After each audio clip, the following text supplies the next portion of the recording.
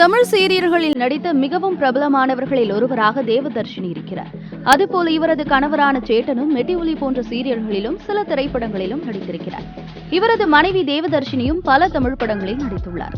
இந்த தம்பதிகளுக்கு நியதி என்ற மகள் இருக்கிறார். இவர் விஜய் சேதுபதியின் 96 படத்தில் இடம்பெற்றுள்ள பள்ளிப்பருவ காட்சிகளில் நடித்து பிரபலமானவர் ஆவார். இந்த நிலையில் நியதி மீண்டும் தனது இன்ஸ்டா பக்கம் வழியாக தற்போது வைரலாகியுள்ளார். அதற்கு காரணம் இவர் குளம் ஒன்றின் அருகே சேலையில் எடுத்த புகைப்படங்கள் தான். நியதியை பார்த்த ரசிகர்கள் 96 நடித்த சிறுமியா இது என்று ஆச்சரியத்தில் உள்ளார்கள்.